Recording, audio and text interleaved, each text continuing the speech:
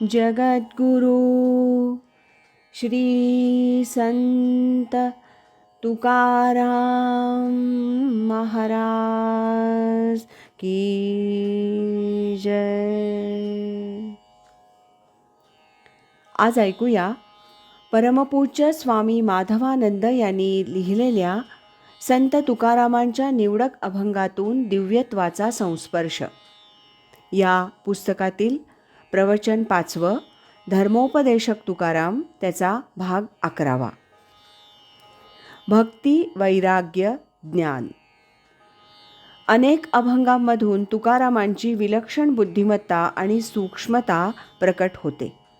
त्यापैकी एक अभंग आहे, भक्ती ते नमन वैराग्य तो त्याग, ज्ञान ब्रह्मी भोग ब्रह्मतनु. देहाच्या निरासे पाविजे या ठाया, माझी ऐसी काया जव नव्हे. भक्ती म्हणजे नम्र होणं. उदक अग्नी धन्य झाल्या घडे पाक, एक विण एक कामा नये. पाणी, अग्नी आणि धान्य पाहिजे.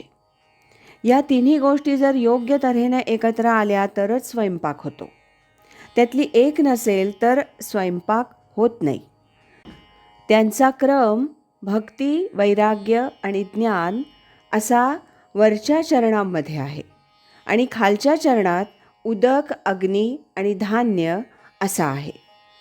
म्हणजे भक्ती ही उदकाप्रमाणे आहे, तर वैराग्य अग्नीप्रमाणे आहे. ज्ञान हे धान्याप्रमाणे भरीव आहे. त्यामुळे नुसतं पाणी आणि अग्नी असून चालेल का? नाही. त्याप्रमाणे नुसती भक्ती आणि वैराग्य असून चालणार नाही. कशाचा स्वयंपाक करायचा? धान्य तरी पाहिजे का नको? नुसतं धान्य आणि अग्नी असून चालेल का? तर चालणार नाही.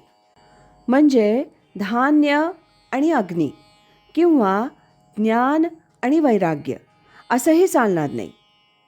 त्याला पाणी पाहिजे भक्तीचं. नुसतं धान्य आणि पाणी म्हणजे ज्ञान आणि भक्ती असून चालेल का? चालणार नाही. त्याला अग्नी पाहिजे म्हणजे वैराग्य पाहिजे. या गोष्टीतही इतकं सौंदर्य आहे की तिन्ही गोष्टी आवश्यक आहेत हे सांगताना त्यांचा क्रमही सुंदर सांगितलेला आहे. भक्ती ते नमन वैराग्य तो त्याग, ज्ञान ब्रह्मी भोग ब्रह्मतनु. उदक अग्नी धान्य झाल्या घडे पाक, एक विण एक कामा नये. सांसारिक गोष्टींची आसक्ती कमी झाली की देहाच्या निरासे पाविजे या ठाया, माझी ऐसी काया जव नव्हे. मी शरीर नाही अशा भावानं जेव्हा भक्ती, ज्ञान, वैराग्यासहित आचरण घडतं तेव्हा ज्ञान प्राप्त होतं. तुका म्हणे मज कळते चाचणी, बडबडीची वाणी अथवा सत्य. लोक काहीही बोलू देत, पण मला मात्र बडबडीची वाणी कुठली आणि सत्य काय आहे हे सुद्धा कळतं. हे सर्व करताना एक प्रकारे आवाहन करण्याची विलक्षण क्षमता तुकाराम महाराजांमध्ये आहे. का रे नाठवीसी कृपाळू देवासी, पोसितो जनासी एकलातो. बाळा दूध कोण करीते उत्पत्ती, वाढवी श्रीपती सवे दोन्ही. एकाच वेळी तो आईच्या शरीरात दूध निर्माण करतो आणि बाळालाही वाढवतो. फुटती तरुवर उष्णकाळ मासी, जीवन तयासी कोण घाली. तेणे तुझी काय नाही केली चिंता, राहे त्या अनंता आठवूनी. कृतज्ञतेनं तू त्याची आठवण ठेवली पाहिजेस. इथपर्यंत तू आलेला आहेस याबद्दल कृतज्ञता म्हणून तू परमार्थ केला पाहिजेस. तुका म्हणे ज्याचे नाव विश्वंभर, त्याचे निरंतर ध्यान करी. हे सगळं सांगताना त्यांनी असं सांगितलं की सदाचरणी व्यक्तींसाठी भगवंत ताबडतोब उपलब्ध आहे. दुराचरणी व्यक्ती असेल तर दुराचरण थांबवून सदाचरणी झाल्यानंतरच त्याला तो प्राप्त होईल. कुणी म्हणेल की मी दुराचरणी आहे, म्हणून भगवंतानं मला घ्यावं, तर भगवंत त्याला घेणार नाही. तो शुद्ध झाल्यावरच भगवंताचा स्पर्श त्याला जाणवेल. त्यामुळं कुणीही कसंही वागावं आणि त्याप्रमाणे परमार्थ करावा हे संतांना मान्य नाही.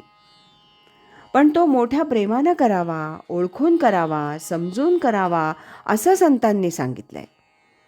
त्याचं पर्यवसान कशात व्हावं, तर आपुलिया जीवे शिवासी पहावे, आत्मसुख घ्यावे वेळोवेळी. घ्यावे आत्मसुख स्वरूपी मिळावे, भूतीलीन व्हावे तुका म्हणे.